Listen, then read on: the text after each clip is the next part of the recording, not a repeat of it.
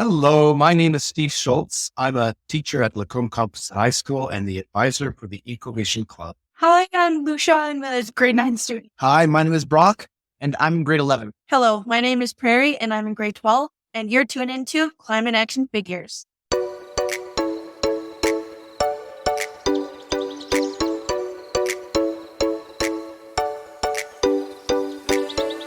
Well, happy whatever day it is that you're tuned in here today. Welcome to this week's edition of Climate Action Figures. My name is John Whidden, and this week, École Secondaire Lacombe Composite High School is in the house.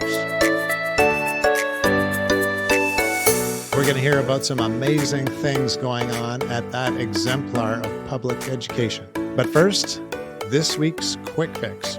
We're going back to our friend Linda in Calgary, who says, if you have a glass electric cooktop, reuse the same burner as much as possible, as half the energy of the first heating goes into the glass, not your food. So thanks to Linda for sharing another quick fix.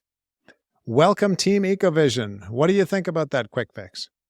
I love that quick fix. We spend so much time and energy trying to create new inventions when, if we could, make the old inventions more efficient. I think reusing energy is one of the most innovative, practical ways on saving energy and saving the environment. Now, to introduce your school is going to take half the podcast, but that is what caught my attention in the first place. So here goes. École Secondaire Lacombe Composite High School is famous for student-led, run, and administered projects. You're the first in Canada to have a net zero geodesic tropical greenhouse, the first in Canada to offer beekeeping for credits, a 2-acre edible forest, wow, fruit trees, raised beds, the first of its kind goat barn housing up to 12 goats, and the barn is self-sustained and powered. It has its own rainwater. Maybe the first school to build Indigenous ecological garden on top of the goat barn, no less. Reintroducing 25 sacred herbs and attracting pollinators. Part of the first UN COP conference, which allowed youth under 18 to enter negotiations. And in 2022 was included in the world's top 10 schools for environmental action by T4. I feel like we need a moment to digest all of that, but I'm not making this stuff up. I've gathered it along the way, so I should ask if I have all those facts straight.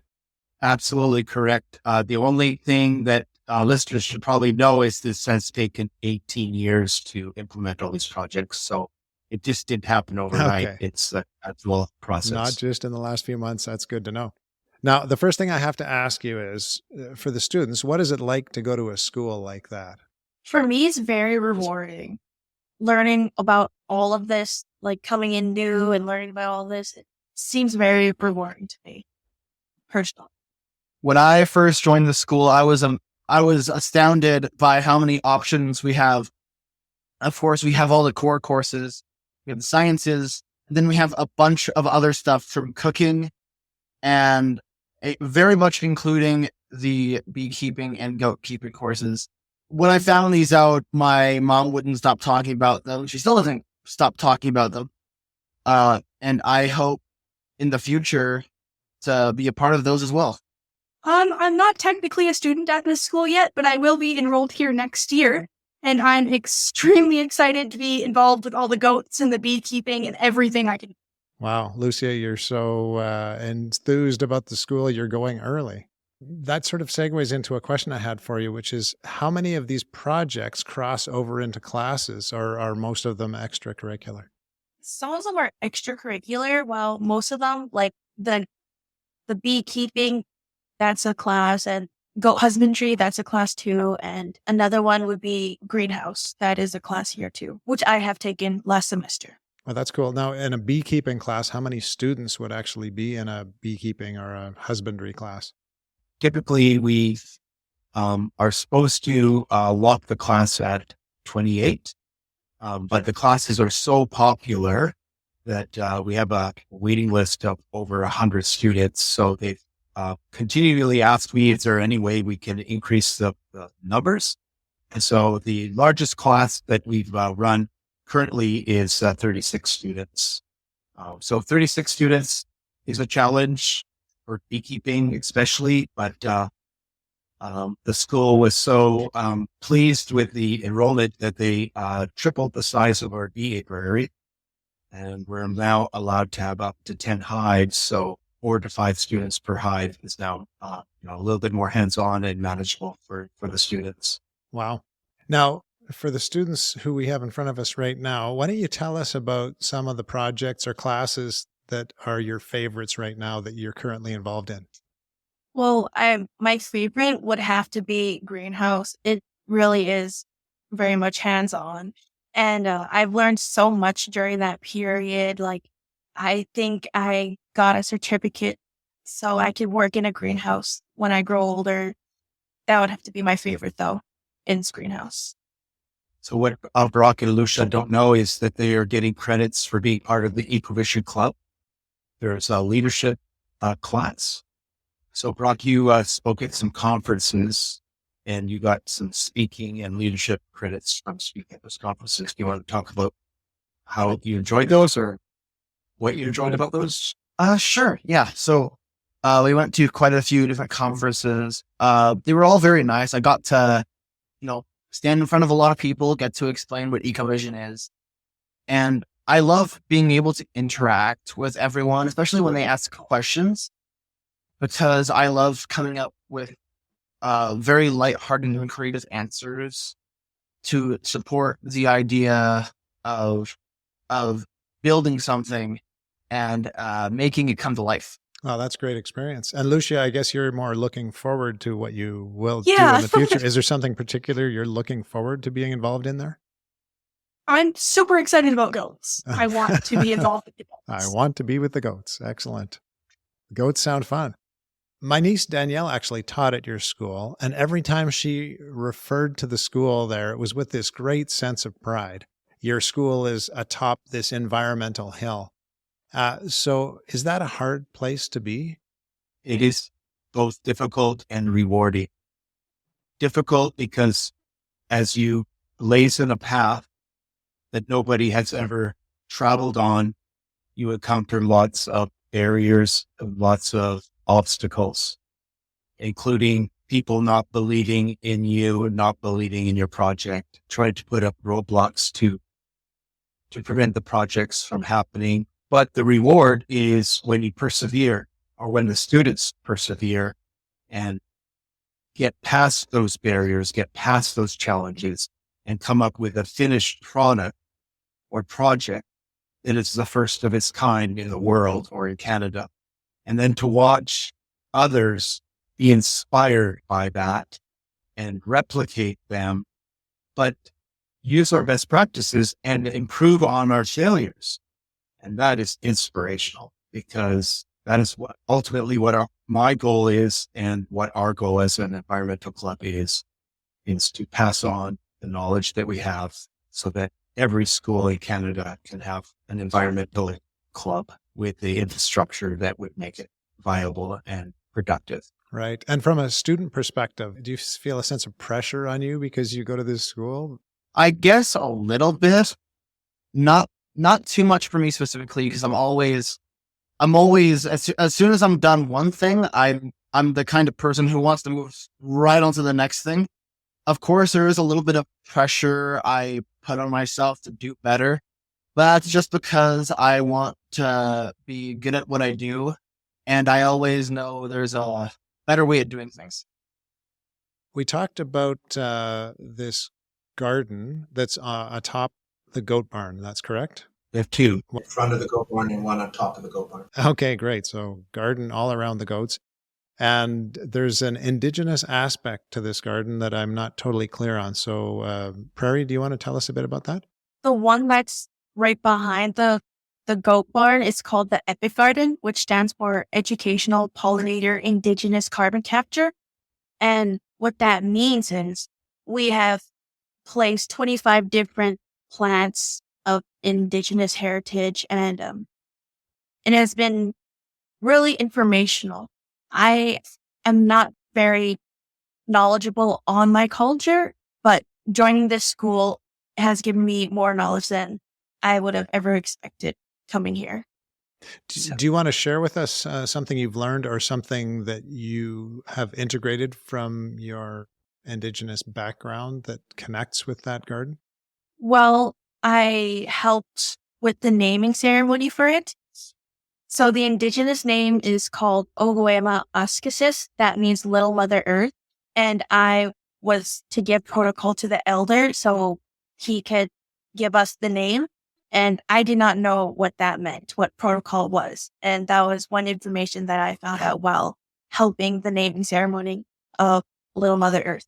Oh, very cool. So we had a ton of workshops during the naming ceremony, such as beading, dressmaking, learning how to powwow dance, drumming for the boys. And I helped in the workshop beading to teach other students while I was also learning as well.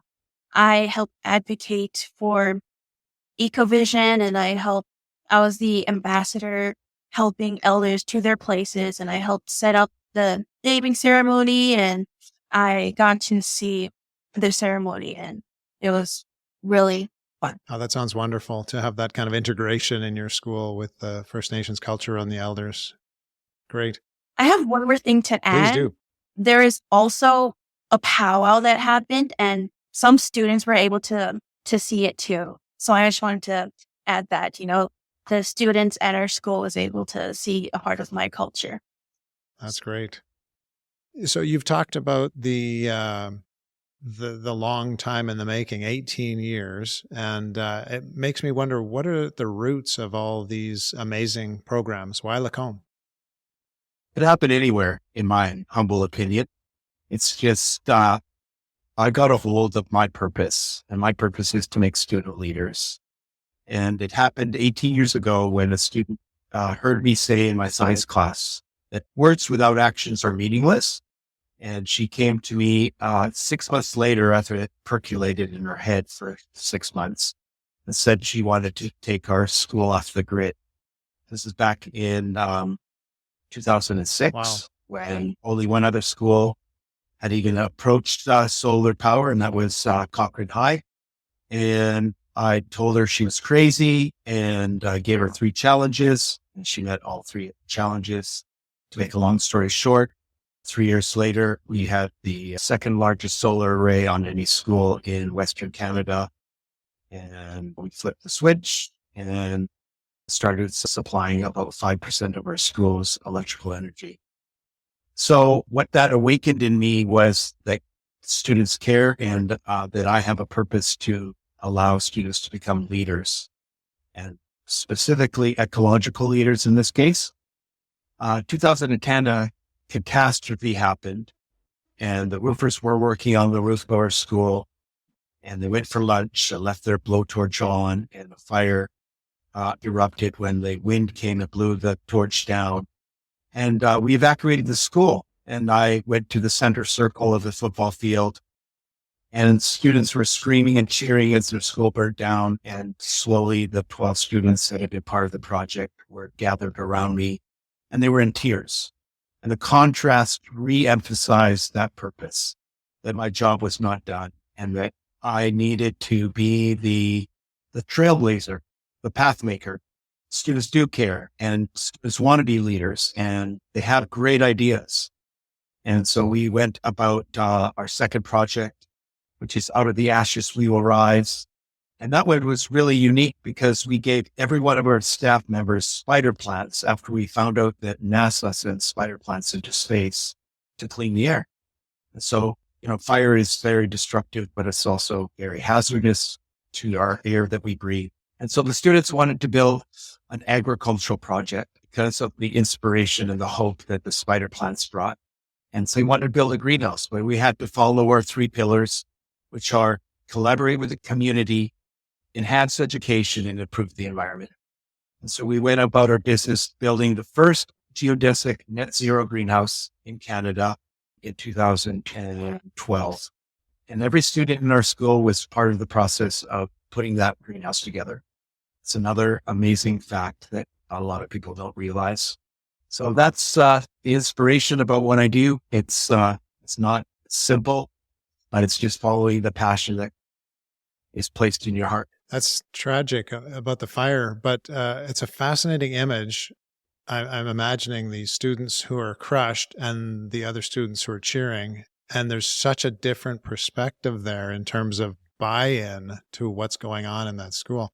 So let me ask the students, in terms of the entire student body, what percentage would be really bought into what you are telling us about here today? Is it a small group that makes that happen and the rest are like, yeah, whatever, we don't really know about that? Or is the student body quite proud of the fact that this is our school and these are the amazing things we do? I think we have such a small group, but everyone in the school feels the effect. And I think it just makes everyone feel comfortable in the school. And obviously, when we think of Lucia, you wanted to come to this school. I mean, you're coming early to the school. So obviously the reputation has preceded it somehow, right? Yeah. I do have one thing to add to that. It's like a double-edged sword, in the sense that these small group of dedicated people make the projects happen, which is one side of the sword. It's just maybe the sword isn't the right imagery, but then we have what these students have created for other students to participate in. So we have a huge buy-in to the programs and a smaller but more passionate buy-in to the building of the projects. Right. The two sides of the plow. How about? Yeah, two sides of the plow. We're almost out of time here, and I need to get to your climate actions. So let's ask our three students here today, what are your climate actions? Well, I'm set to go to a decarbonized paper retreat, which we write a paper and give it to the government. That's what I'm interested in doing. Very cool. Where's that happening, by the way, Prairie? When? Sometime in April. And where do you go for that? North of Edmonton to a camps. Decarbonize is run by the Center for Global Education. And the paper is just advocating for youth voice on climate action. And so the paper will outline all the actions that the collective schools that participate would like to see supported by the government. That's great. And Brock, what's your climate action?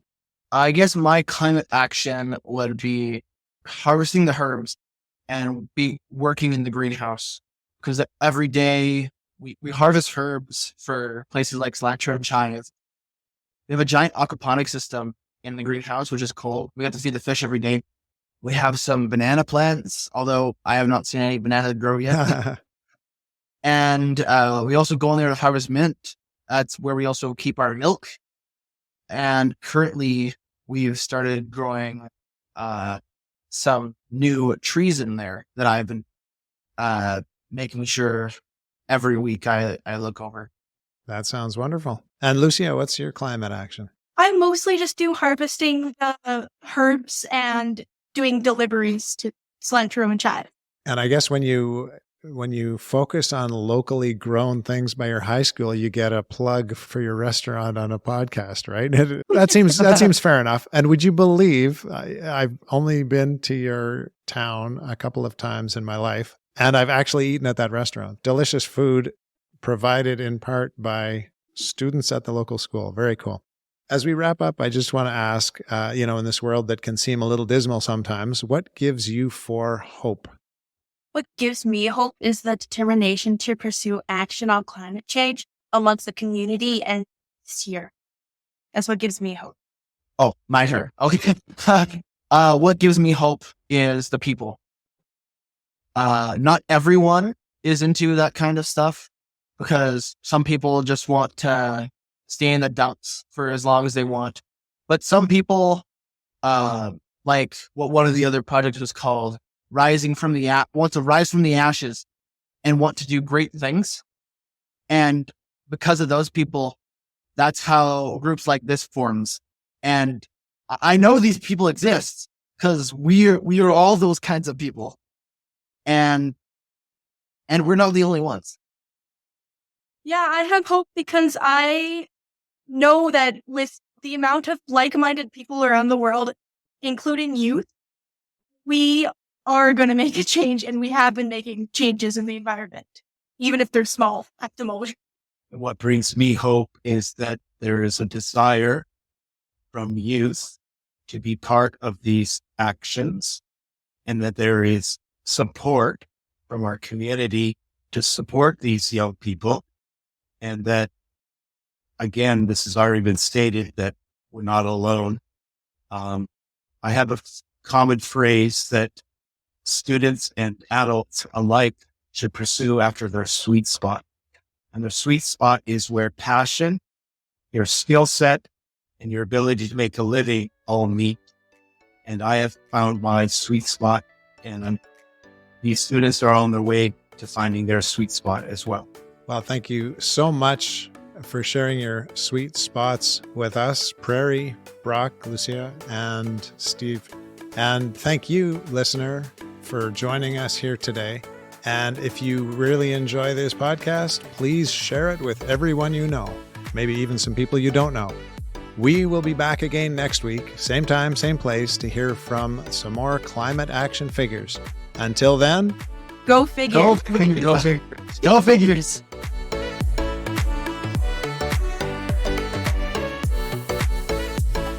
This has been Climate Action Figures. Our show is produced and hosted by John Whidden. Our creative consultant is Kayla McIntosh. Our theme song is Hawaii Vacation by Tovari. You can find us on Instagram, Facebook, and YouTube at Climate Action Figures. That's all one word. And if you have any other questions or comments that arose from this or any episode, feel free to reach out to us at climateactionfigures@gmail.com. And thank you for listening. We'll be back next week with another Climate Action Figure.